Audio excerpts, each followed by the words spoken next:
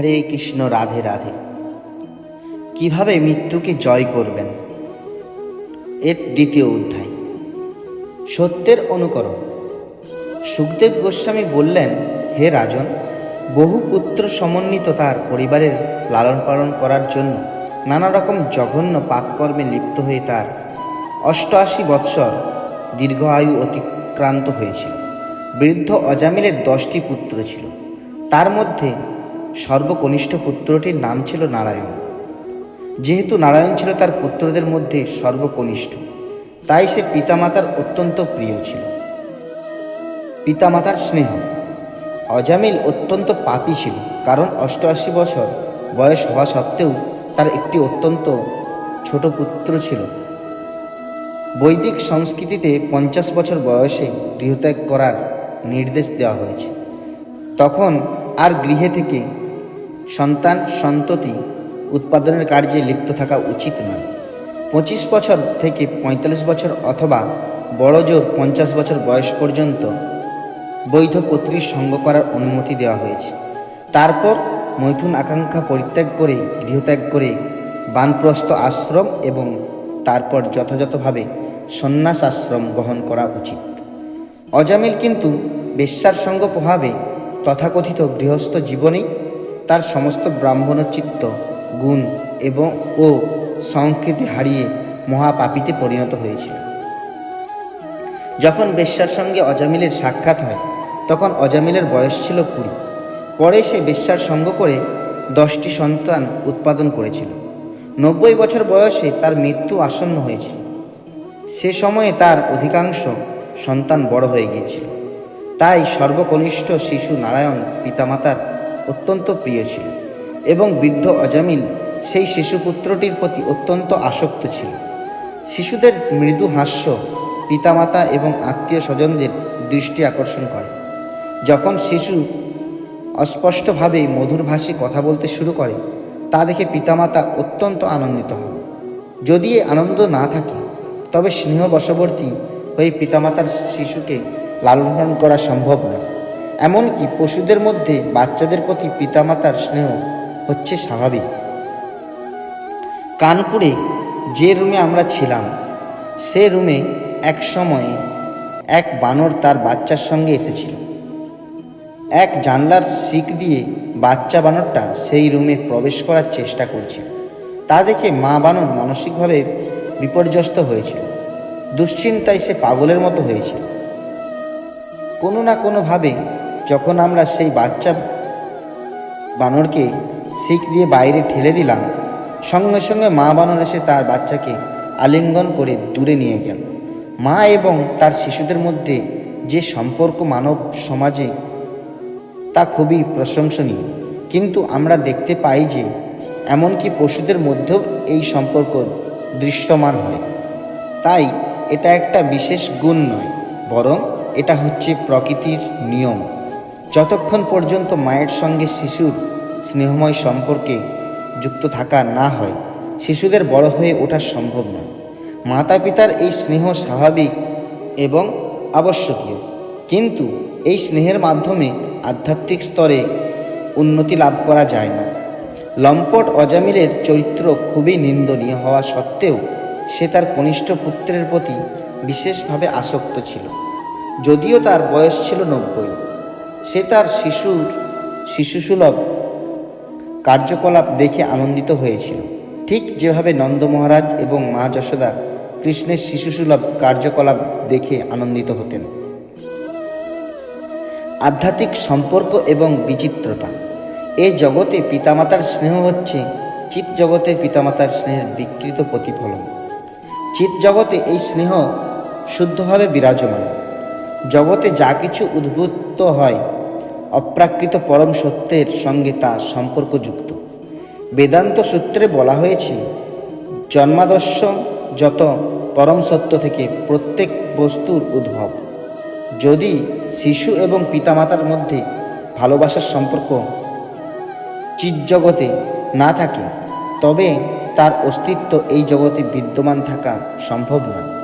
যেহেতু পরম সত্য হচ্ছে সব কিছুর উৎস, তাই যে বৈচিত্র্যতা আমরা এই জড়জগতে দেখতে পাই, তা কেবল চিৎ জগতে সেই বৈচিত্র্যতারই প্রতিফলন। যদি পরম সত্য বৈচিত্র্যহীন, তবে কোথা থেকে এই সমস্ত বৈচিত্র্যতার উদ্ভব হয়েছে?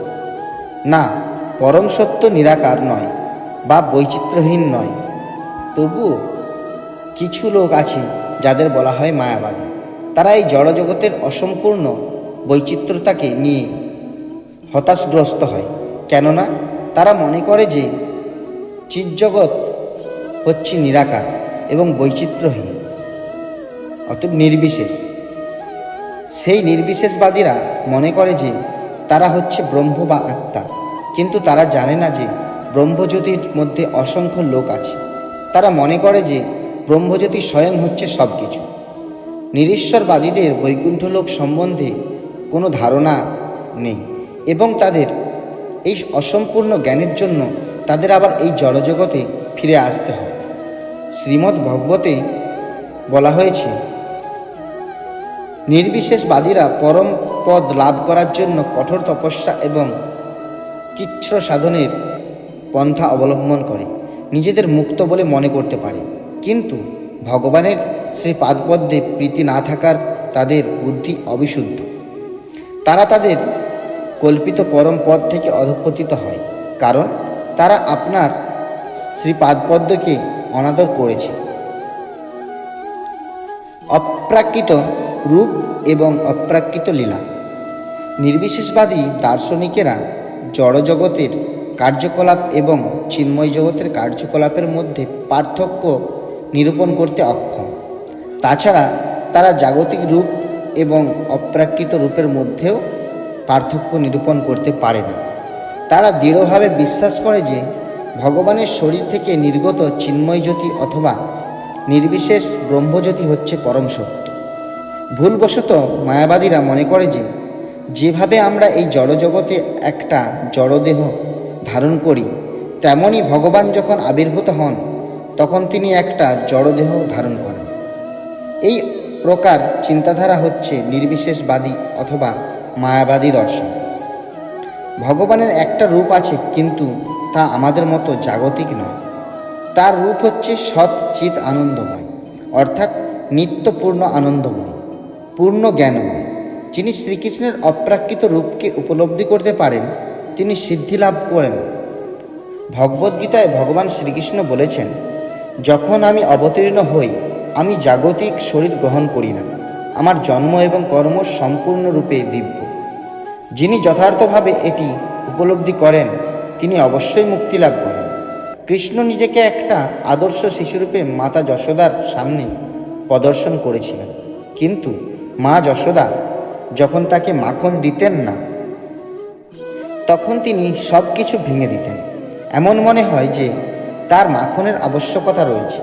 তাই ভগবান নিজেকে ঠিক একটি সাধারণ বালকের মতোই প্রদর্শন করেন, কিন্তু তবুও তিনি ভগবান। নির্বিশেষবাদীরা ভগবানকে জানতে পারে না, কারণ তারা ভগবানকে একজন সাধারণ মানুষ বলে মনে করে। এটা হচ্ছে মূর্খামি। ভগবদ্গীতায় ভগবান শ্রীকৃষ্ণ বলেছেন, অবজানন্তি মাং মূঢ়া। আমি যখন মানুষ্যরূপে অবতীর্ণ হই, তখন মূর্খরা আমাকে অবজ্ঞা করে। মায়াবাদীরা বলে, ওহ, একটা বালক কি করে ভগবান হতে পারে? এমনকি ব্রহ্মা এবং ইন্দ্রও বিমোহিত হয়েছিলেন। তারা মনে করেছিলেন কিভাবে একটা বালক ভগবান হতে পারে। কখনো কখনো ভগবানের এক তথাকথিত অবতার ঘোষণা করে যে আমি হচ্ছি ভগবান। সে বাস্তবিক পক্ষে ভগবান কিনা তা পরীক্ষা করা উচিত। মায়াবাদীরা দাবি করে যে প্রত্যেকেই কৃষ্ণ হতে পারে, প্রত্যেকেই রাম হতে পারে। তথাপি মানুষ সেই মায়াবাদীদের প্রতিবাদ করে না। যদি তুমি রাম, তাহলে তোমার পরম শক্তিকে প্রদর্শন করা। রামচন্দ্র ভারত মহাসাগরের ওপরে একটি সেতু নির্মাণ করেছিলেন। আপনি কি করেছেন? 7 বছর বয়সে শ্রীকৃষ্ণচন্দ্র গোবর্ধন পর্বতকে তুলে ধরেছেন। আপনি কি করেছেন? যখন তাদেরকে কৃষ্ণলীলা সম্বন্ধে বলা হয়, তখন সেই মূর্খ মানুষেরা বলে এসব কিছু কল্পনা এবং গল্প। তাই মানুষেরা একজন সাধারণ মানুষকে রাম এবং কৃষ্ণ বলে স্বীকার করে। এই অনর্থক কার্য চলতে থাকে। যারা তাদেরকে ভগবান বলে ঘোষণা করে এবং যারা তাদের ভগবান বলে স্বীকার করে, উভয়কেই এই জন্য কষ্ট ভোগ করতে হবে। কেউ নিজেকে ভগবান বলে মনে করতে পারে এবং কোনো মূর্খ মানুষ তাকে ভগবান বলে স্বীকার করতে পারে, কিন্তু এমন নকল ভগবানের সেবা করার মাধ্যমে কেউ উপকৃত হবে না। একবার ব্রহ্মা চিন্তা করেছিলেন যে কৃষ্ণ এমনই একজন মিথ্যা ভগবান হতে পারে। তিনি মনে করেছিলেন যে বৃন্দাবনে একটি ছোট বালককে সবাই পরমেশ্বর ভগবান রূপে স্বীকার করছেন এবং সেই বালকটি অনেক অসাধারণ কাজ করছে। তাই ব্রহ্মা একটা পরীক্ষা করার সিদ্ধান্ত নিলেন।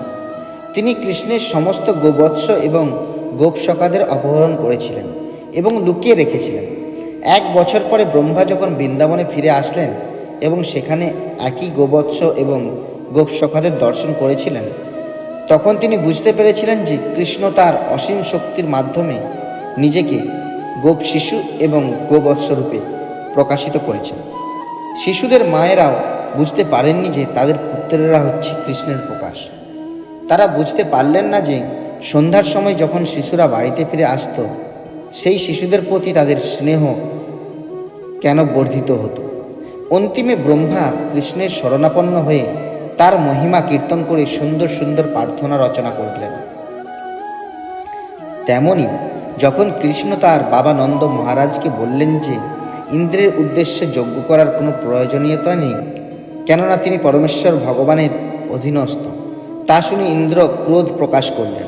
কৃষ্ণ নন্দ মহারাজকে বলেননি যে তিনি হচ্ছেন পরমেশ্বর ভগবান, কিন্তু তিনি বললেন ইন্দ্র হচ্ছেন পরমেশ্বর ভগবানের অধীনস্থ, তাই সে অবশ্যই বৃষ্টি দিবেন। তাই ইন্দ্র পূজা করার কোনো প্রয়োজনীয়তা নেই।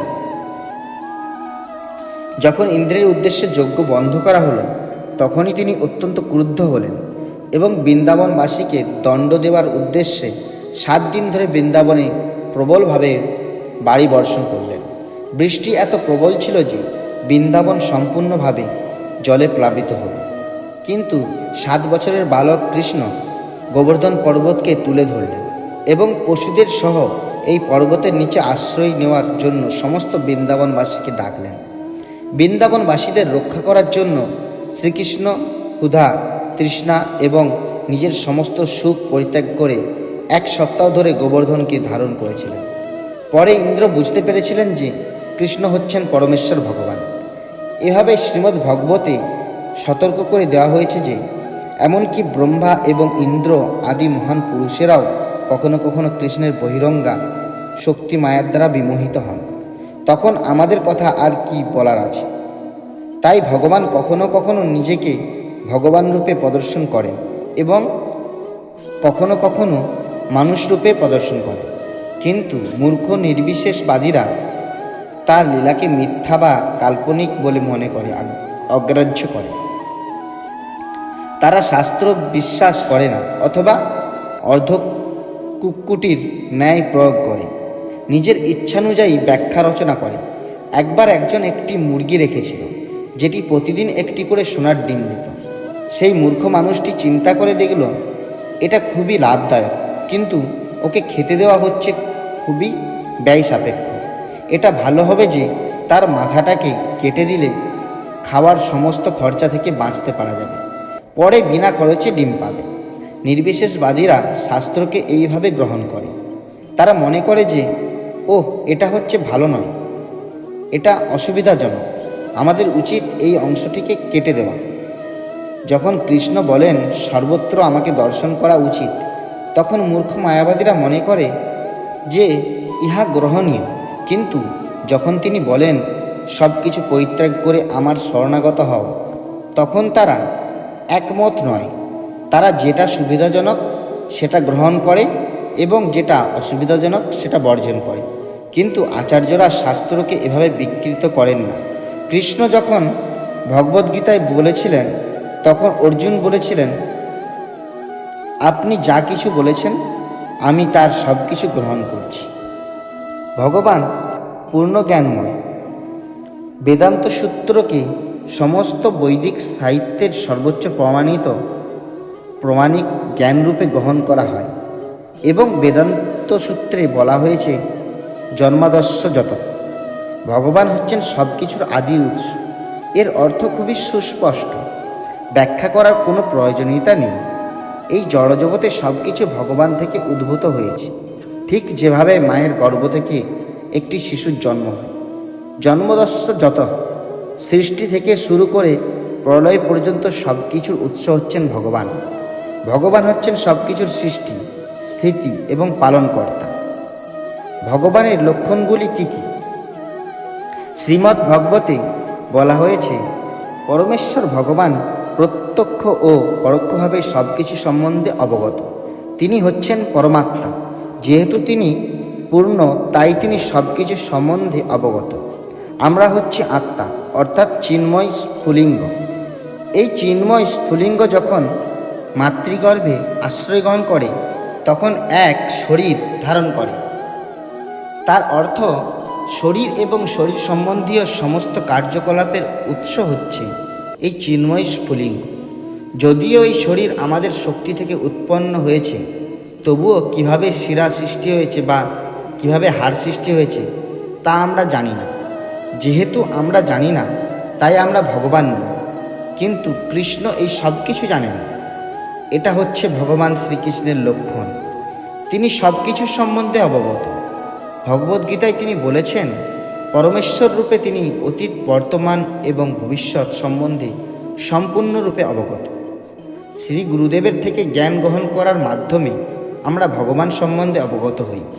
কিন্তু কৃষ্ণ কিভাবে সব কিছু সম্বন্ধে অবগত? কিভাবে কৃষ্ণ পূর্ণ জ্ঞানময়? কারণ তিনি সম্পূর্ণভাবে স্বাধীন। তিনি কারো কাছ থেকে শিক্ষা গ্রহণ করেন না। কোনো মায়াবাদী থেকে জ্ঞান গ্রহণ করে কোনো মূর্খ ভগবান বলে নিজেকে জাহির করতে পারে, কিন্তু ভগবান হওয়ার জন্য কৃষ্ণকে কারো কাছ থেকে জ্ঞান অর্জন করতে হয়নি। এটাই হলো ভগবানের বৈশিষ্ট্য।